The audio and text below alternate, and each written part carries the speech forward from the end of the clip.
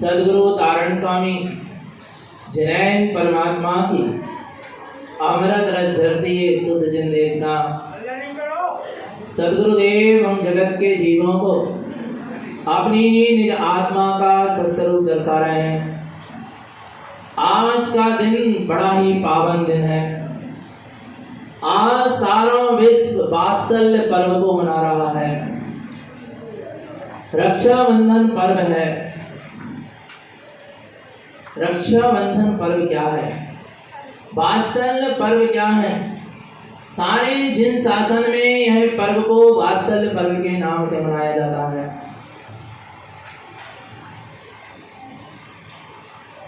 उज्जैन नगरी के राजा श्री वर्मा, जिनके बलि आदि 4 मंत्री थे, ध्यान से सुनना। रक्षाबंधन क्या है? वात्सल्य पर्व क्या है? रक्षा किसके प्रति होना, किसके प्रति रक्षा का परिणाम होना चाहिए? स्व और पर की रक्षा का परिणाम रक्षाबंधन है, जिससे मेरे आत्मा की भी रक्षा हो और जगत के समस्त जीवों की भी रक्षा हो, उसका नाम रक्षाबंधन है। निज धर्म की भी रक्षा हो और जिन धर्म की भी रक्षा हो, उसका नाम रक्षा बंधन है। धर्म धर्मात्मा धर्मी जीवों की रक्षा का पर्व है। कैसे धर्मी धर्मात्मा के प्रति रक्षा होती है उसको समझेंगे। कैसा वात्सल्य होता है एक साधर्मी का दूसरे साधर्मी से, समझेंगे। उज्जैन नगरी के राजा श्री वर्मा, उनके 4 बलि आदि मंत्री। श्री वर्मा जिन शासन को मानने वाले थे, लेकिन उनके जो मंत्री थे बलि आदि 4 मंत्री, वो जिन धर्म के विरोधी थे, मिथ्यामती थे। और एक जीव की मिथ्यामती कितनी बड़ी विडंबना करा सकता है, देखना।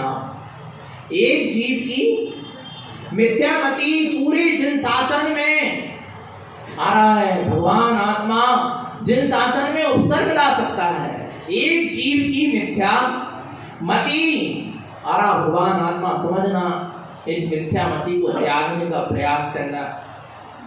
उज्जैन नगरी में अपनाचार आदि 700 महामुनिराज का संघ आया। और जब 700 महामुनिराज का संग उज्जैन नगरी में आया तो राजा श्री वर्मा को लगा कि अपन भी मुनिराज की वंदना स्तुति करने चले, उनके उपदेश को सुनने चले। पूरा नगर पूरा ग्राम उनके उपदेश को सुनने जा रहे थे जंगल की ओर, क्योंकि मुनिराज जंगल में वास करते हैं। और यहाँ पर श्री वर्मा भी यही भावना भाते हैं कि चलो अपन भी चले और मुनिराज की स्तुति वंदना करके उनके उपदेश को सुनेंगे। पर मंत्री आदि बलि आदि 4 मंत्री इसके पक्ष में नहीं थे। पर क्या करें, राजा की आज्ञा थी। किसकी आज्ञा थी? राजा की आज्ञा थी, और राजा की आज्ञा को मंत्री डाल सकते नहीं थे। इसलिए मंत्री भी राजा के साथ भावलिंगी, निर्गम, वीतरागी, अकंपनाचार आदि 700 मुनिराज की वंदना स्तुति के लिए नगर के उद्यान में चले गए। और जब वो जाते हैं अकंपनाचार मुनिराज के पास, पूरे मुनि संघ के पास जब राजा श्री वर्मा पहुंचते हैं तो राजा श्री वर्मा मुनिराज को नमस्ते करते हैं, उनकी प्रतीक्षणा देते हैं और उनके सन्मुख जाकर बैठ जाते हैं और उपदेश की भावना भाते हैं कि कुछ उपदेश हो जाए। आ रहा है, पर सारे संघ ने मौन व्रत लिया हुआ था। आचार्य की आज्ञा थी, अकंपनाचार्य की, कि सारा संघ मौन रहेगा, क्योंकि उनके ज्ञान में आ चुका था यदि कोई भी संघ का एक भी साधु कुछ बोलेगा तो संघ के ऊपर, जिन धर्म जिन शासन के ऊपर घोर उपसर्ग हो सकता है। सारे संघ के साधु मौन थे।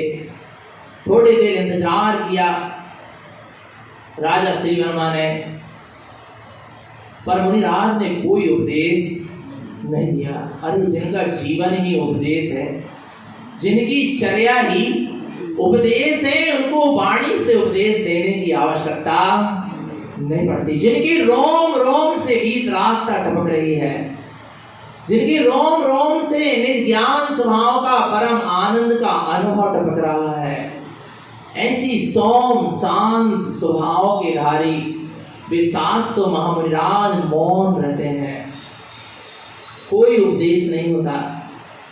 राजा श्री वर्मा और 4 मंत्री वापस होने लगते हैं।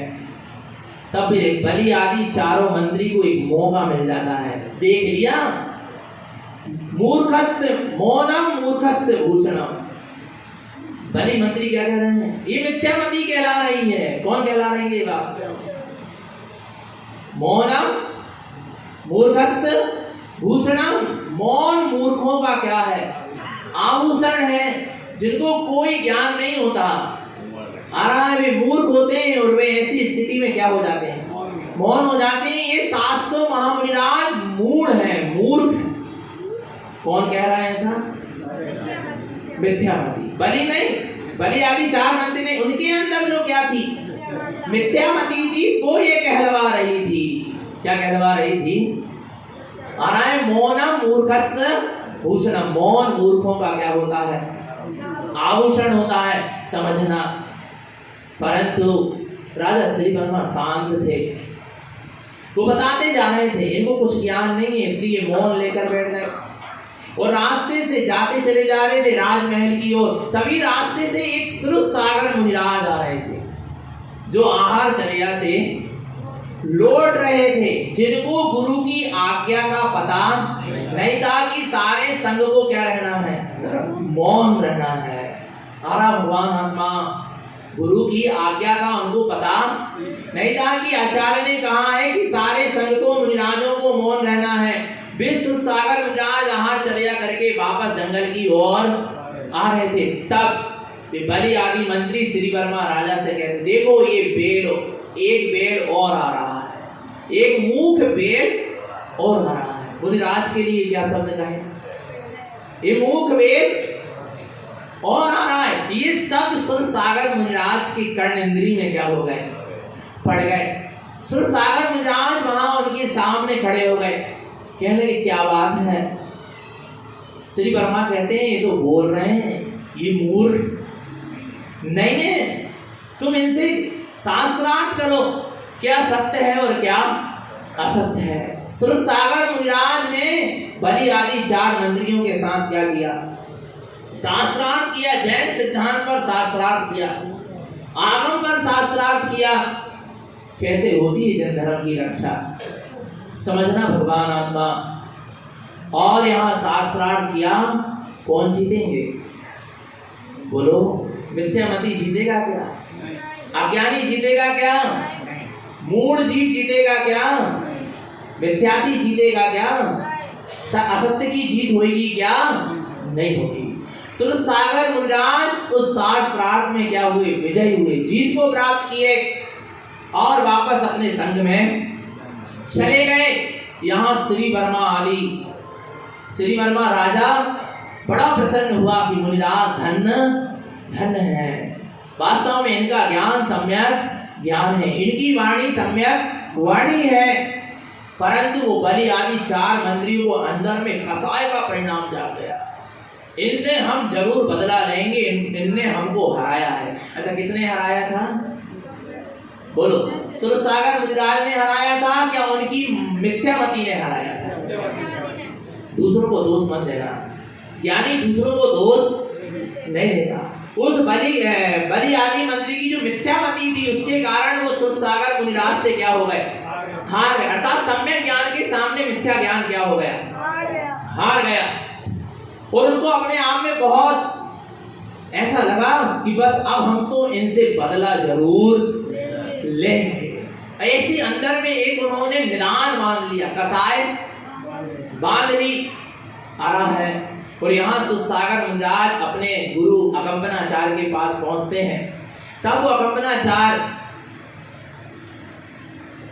से जाकर वो सुरसागर जी सारा वृतांत सुनाते हैं कि रास्ते में ऐसा ऐसा हो गया। तब अकंपनाचार्य कहते हैं, सारे संघ को आज्ञा थी मौन रहने की, तुमने घोर उपसर्ग कर दिया जिन शासन पर।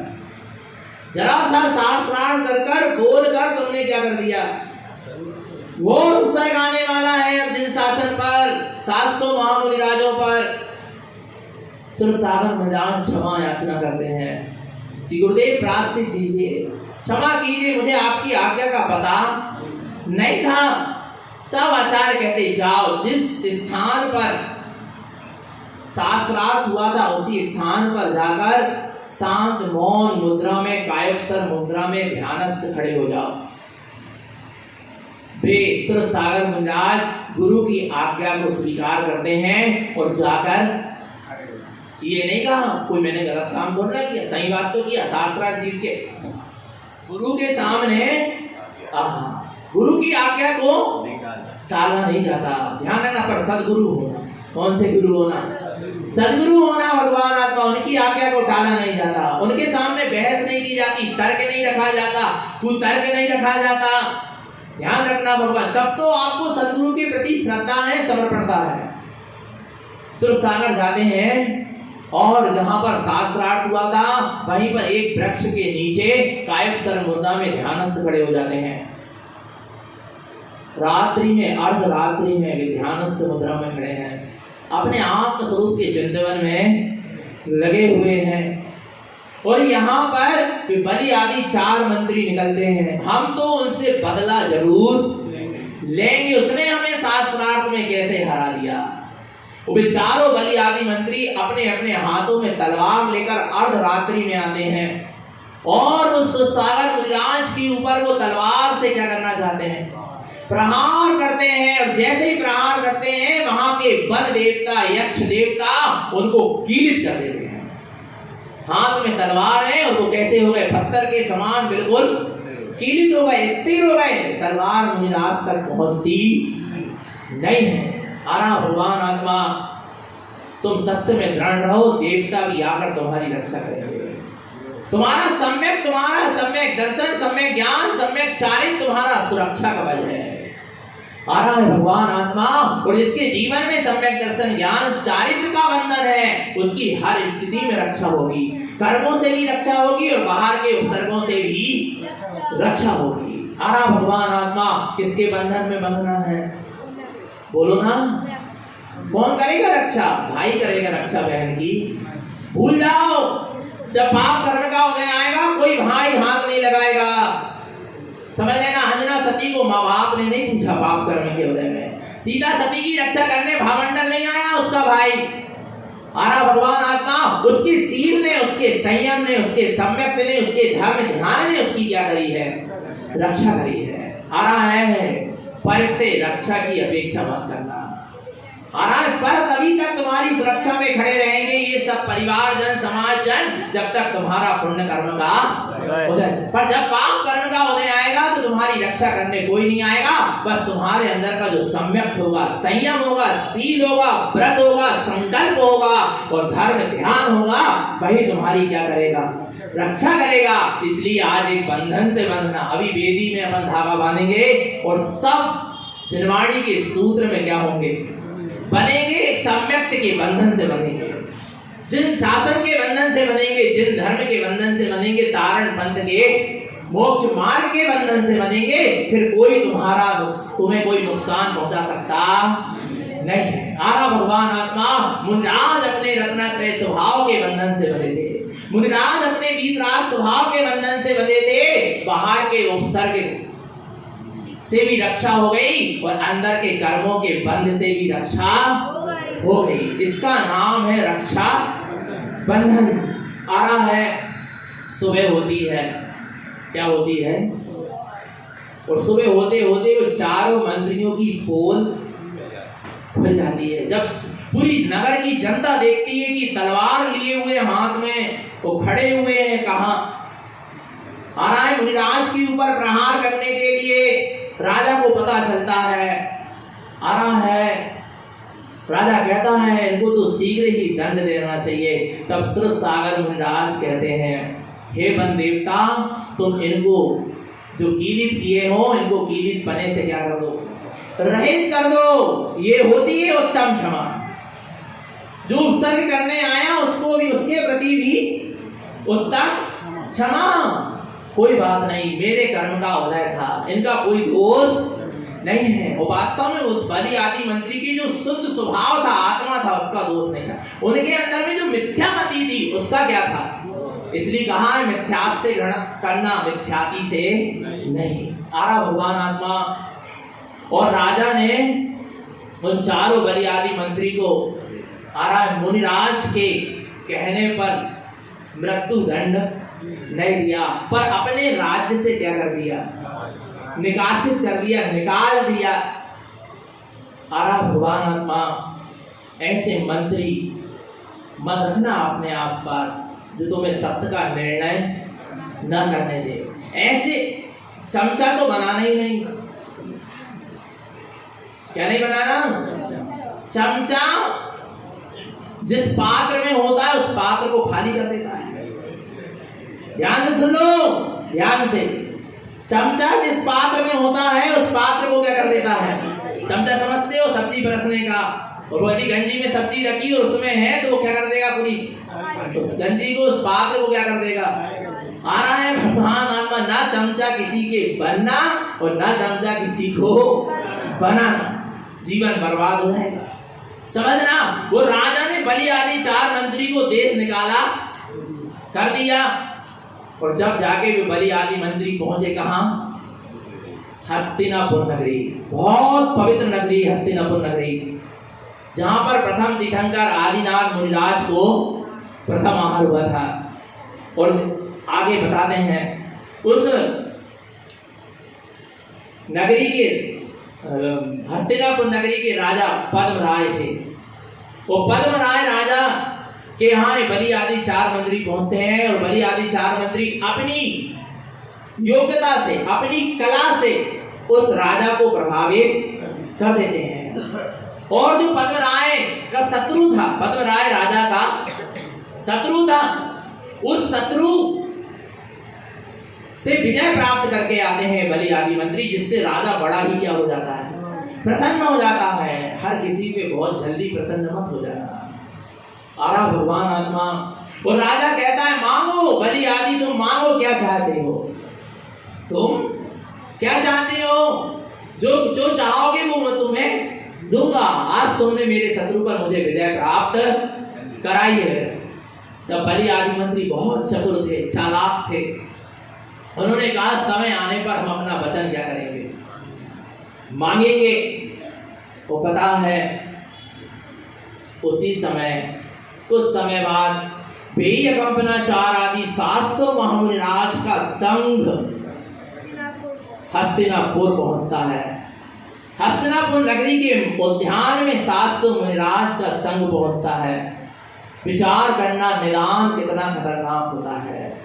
बलि ने निदान माना था, मैं इनसे बदला जरूर लूंगा, और जिससे जैसे कर्म बनते हैं वैसा निमित्त भी क्या होता है, मिल जाता है। आना भगवान आत्मा, क्योंकि कर्मों की निर्जरा के लिए कर्मों का उदय भी आवश्यक है। जब तक कर्म उदय में नहीं आएंगे तब तक निर्जरित कैसे होंगे। ज्ञानी जीव धैर्यता रखते हैं, समता रखते हैं, शांति रखते हैं, समरसता रखते हैं, कर्म के उदय में घबराते नहीं है, क्योंकि उनके पास धर्म है, और धर्म उनकी सुरक्षा है। धर्म उनकी क्या है, सुरक्षा है। समझना, बलि आदि मंत्री को मौका मिल जाता है। वो पद्म राजा से कहते हैं, पद्मराज राजा से कहते हैं, अब वो अवसर आ गया है, आप हमें अपना वचन दीजिए। विचार करना भगवान आत्मा। पद्म राजा कहते हैं, कौन सा वचन है, क्या वचन? बोले आपने दिया था कि जो मांगोगे सो देंगे। बोले मांगो, क्या मांगते हो? पद्मराज राजा से वे कहते हैं, 7 दिन के लिए हमें तुम्हारा राज्य चाहिए। कितने दिन के लिए? 7 दिन के लिए राज्य चाहिए। बोले क्यों चाहिए? बोले हमको एक बहुत बड़ा यज्ञ करवाना है। और राजा ने वचन क्या क्या दिया था, इसलिए उसको वचन क्या करना पड़ा, निभाना। एक तो वचन दो मत, बिना विवेक के किसी को वचन दो मत, और वचन दे रहे हो तो फिर उसको क्या करो, निभाओ। भगवान आत्मा, कल कुछ कह रहे हो, आज कुछ कह रहे हो, परों और कुछ कहोगे। ये झूठे लोग हमको सुहाते नहीं है। ध्यान रखना भगवान आत्मा। आ रहा है नहीं आ रहा, अपने मुख से निकला वचन असत्य नहीं होना चाहिए, झूठा ना जाए, इसका बिल्कुल क्या रखो, ध्यान रखो भगवान आत्मा। पता है बलि आदि मंत्री ने 7 दिन के लिए क्या मांग लिया, राज्य मांग लिया। जिस उद्यान में मुनिदास थे, अब पद्मराज राजा कुछ नहीं कर पा रहा। वो बलि आदि मंत्रियों ने पूरे उद्यान के चारों तरफ अग्नि जला दी, पशु पक्षियों के मांस को जलाने लगा। दुर्गंध ही दुर्गंध से 7 दिन भगवान आत्मा ऐसा हो गया, चारों तरफ धुआं, अग्नि, पशुओं की बलि आ रहा है, दुर्गंध ही दुर्गंध। फिर भी मुनिराज अपने समता परिणाम में निष्कसाय भाव से, निर्मोह भाव से अपने समाधिस्थ स्वभाव में स्थित है। ये होती है वितरागता। विचार करना भगवान आत्मा। घोर उपसर्ग किसके ऊपर, जिन शासन के ऊपर। और पता है अर्धरात्रि में एक नगर में एक आचार्य थे। वो नगर में जो आचार्य थे उनके मुख से अर्धरात्रि में, मुनि मौन रहते हैं रात्रि में, पर अर्धरात्रि में उनके मुख से आहा करके एक शब्द क्या हुआ, निकला, एक चीज निकली यहाँ। तब वहां पर उनके सन्मुख जो क्षुल्लक जी थे वो पूछते हैं, आचार्य भगवान ऐसा क्या हो गया जो आप अर्धरात्रि में ही चीख पड़े, आहा कह चुके।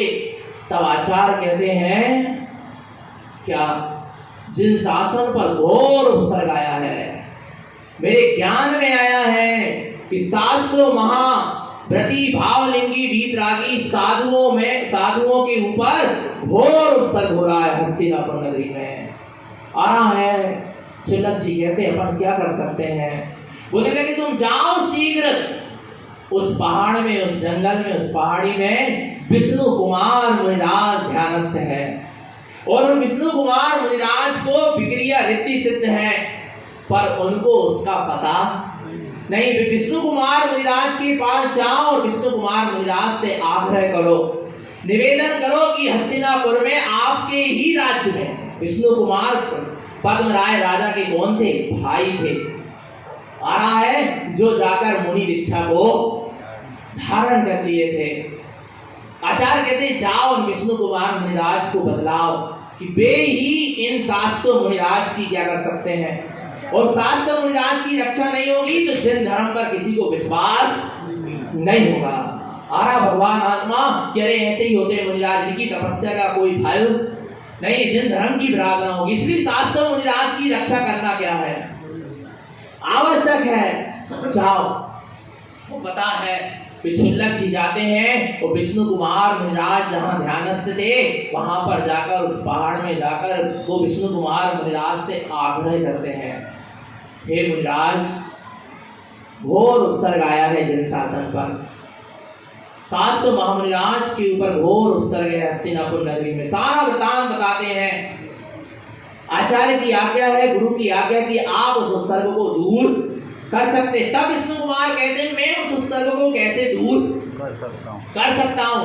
तब वे कहते हैं आपको विक्रिया रिद्धि प्रकट हो गई है। कौन सी रिद्धि? विक्रिया रिद्धि प्रकट हो गई है। तब विष्णु कुमार मुनिराज, कोई सम्यक दृष्टि ज्ञानी को रिद्धि सिद्धि से कोई मतलब होता, पर उनको विक्रिया रिद्धि प्रकट हो गई। इसका क्या प्रमाण था? उन्होंने अपना हाथ क्या किया, आगे बढ़ा के देखा विष्णु कुमार मुनिराज ने, तो उनका हाथ इतना लंबा हो गया कि मानो सोत्तर पर्वत तक पहुंच गया। तब उनको विश्वास हुआ कि हाँ मुझे विक्रिया रिद्धि क्या हो गई है, प्रकट हुई है। और उन्होंने कहा अब तो मैं 700 महामुनिराज की क्या कर सकता हूं। विचार करना,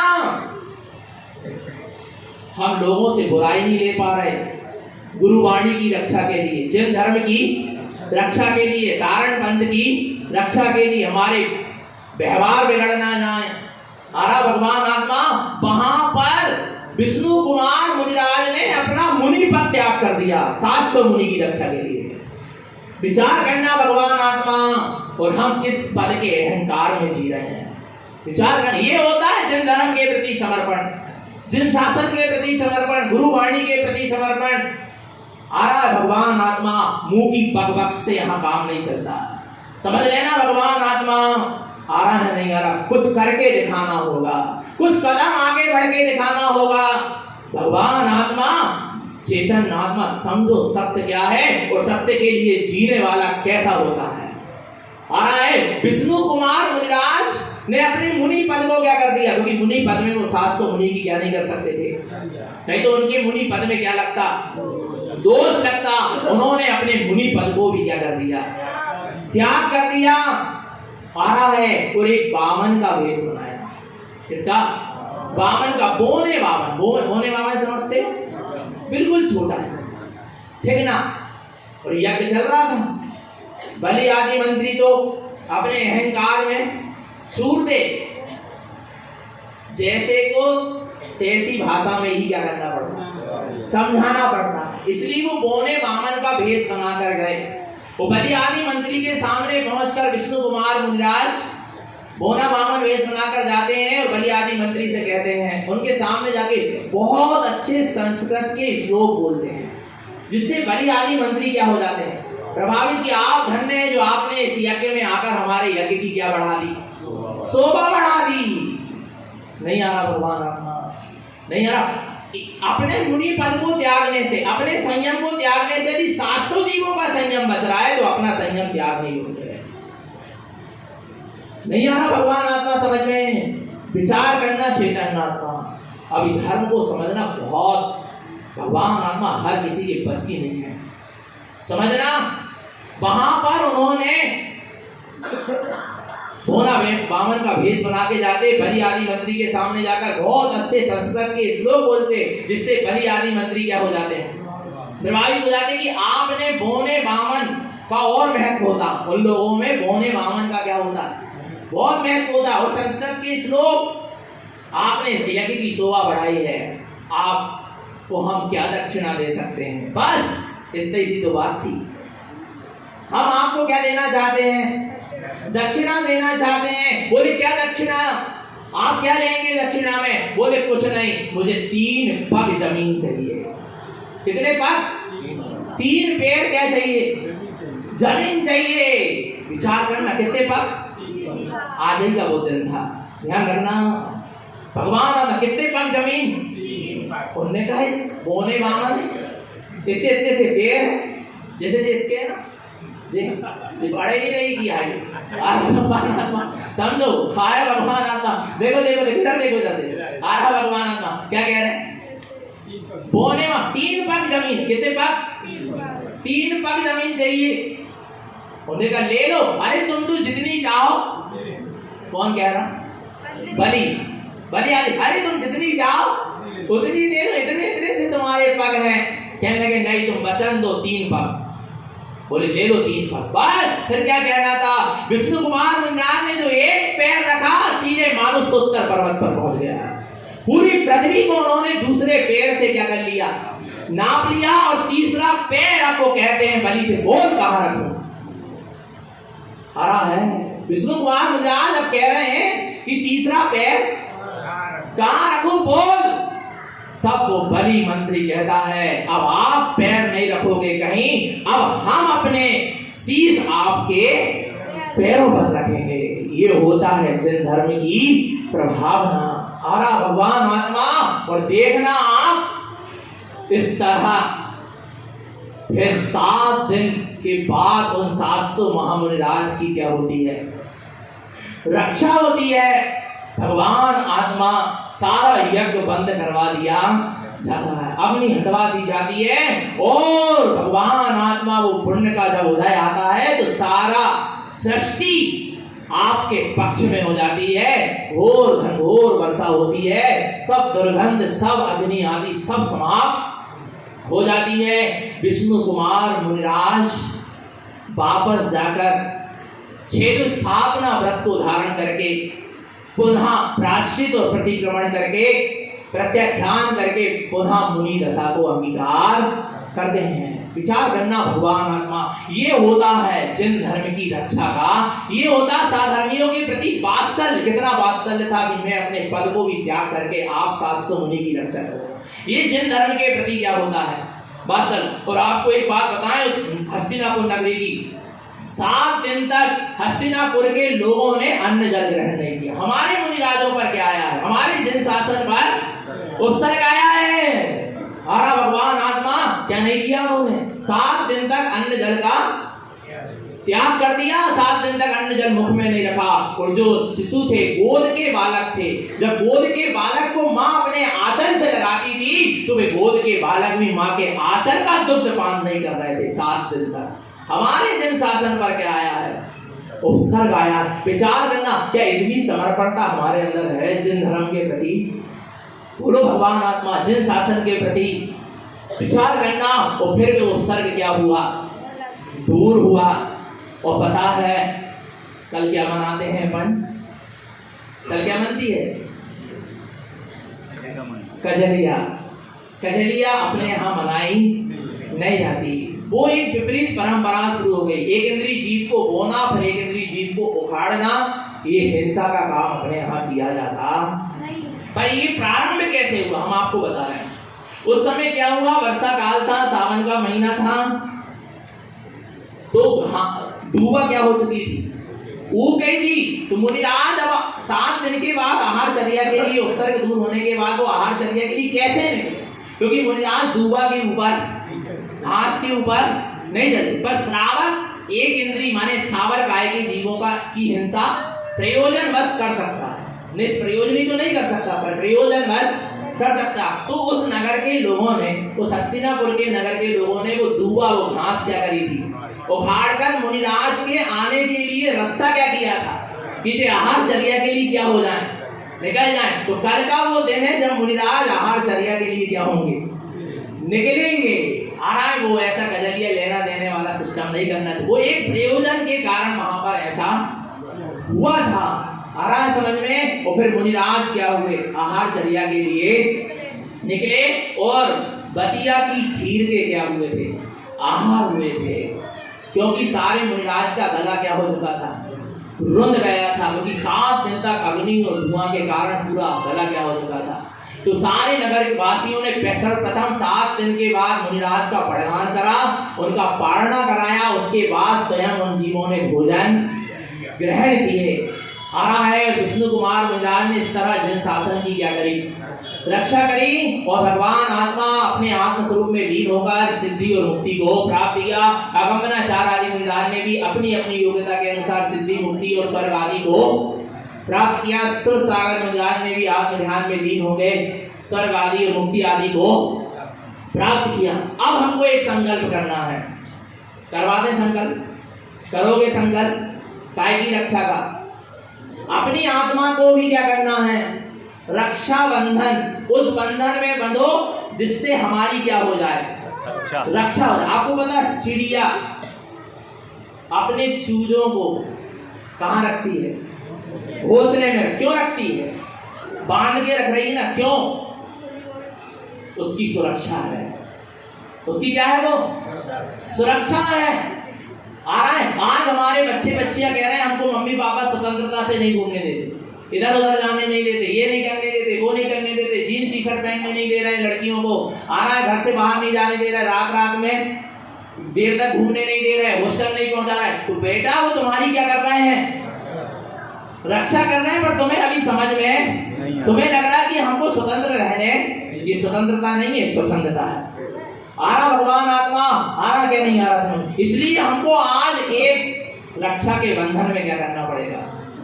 बंधना पड़ेगा, एक सूत्र में बंधना पड़ेगा। आ रहा भगवान आत्मा। अंजना सती, चंदना सती, सीता सती की रक्षा किसने करी? बोलो।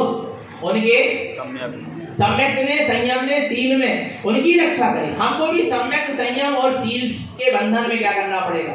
बनना पड़ेगा। धर्म ध्यान के बंधन में बनना पड़ेगा, तब हमारी क्या हो पाएगी? रक्षा होगी, और नहीं तो हमारी रक्षा नहीं हो पाएगी। अपन एक भावना गाएंगे, एक प्रार्थना करेंगे, सभी लोग हाथ जोड़ लें।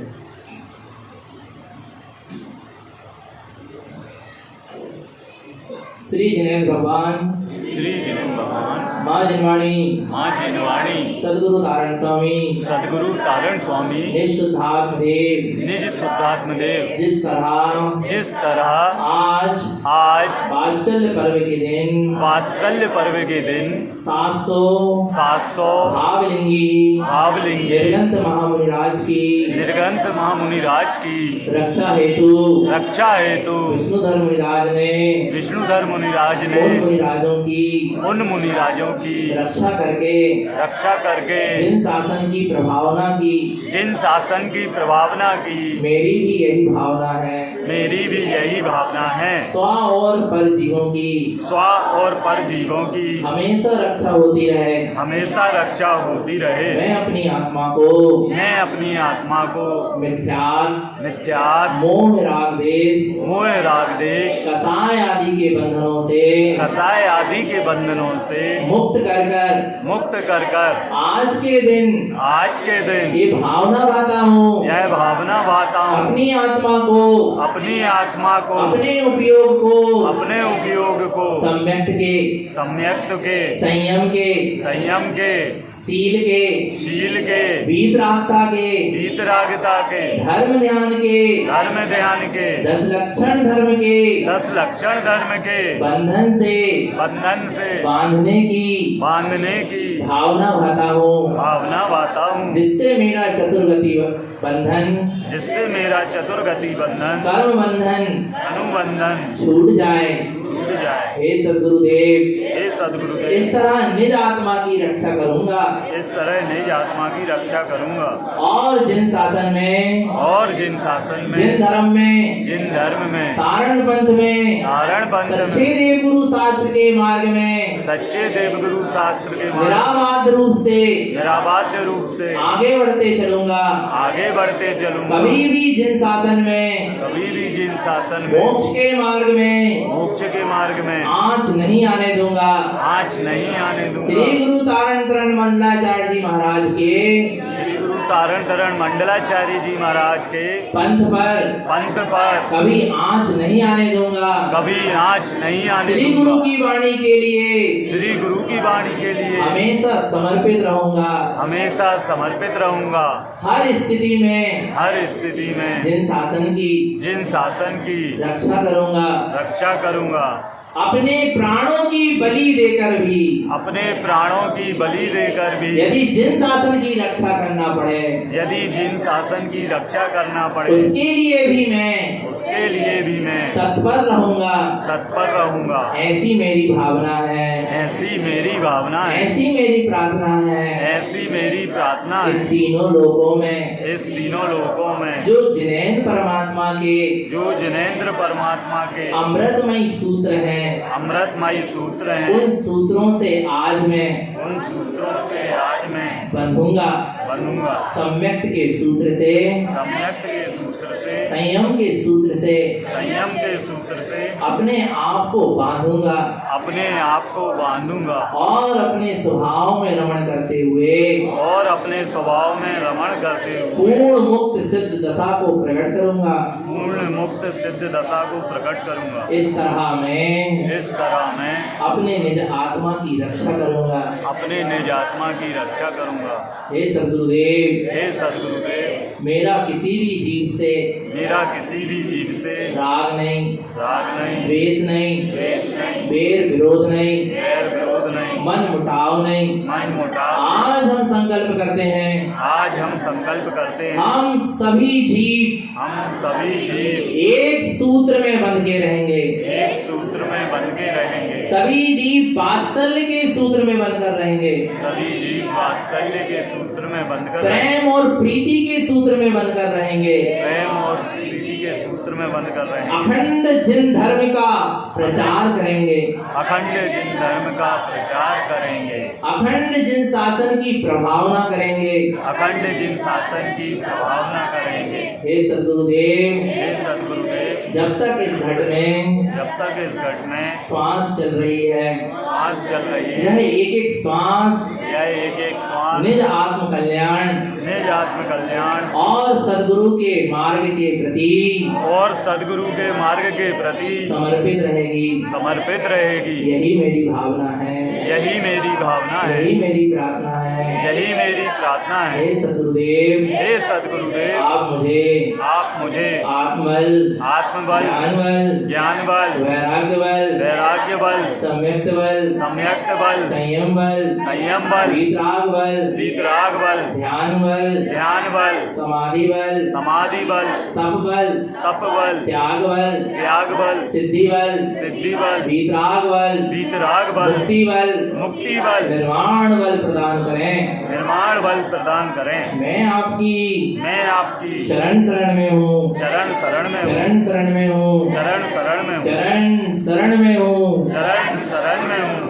ओम नमः सिद्धम, ओम नमः सिद्धम, ओम नमः सिद्धम, ओम नमः सिद्धम, ओम नमः सिद्धम।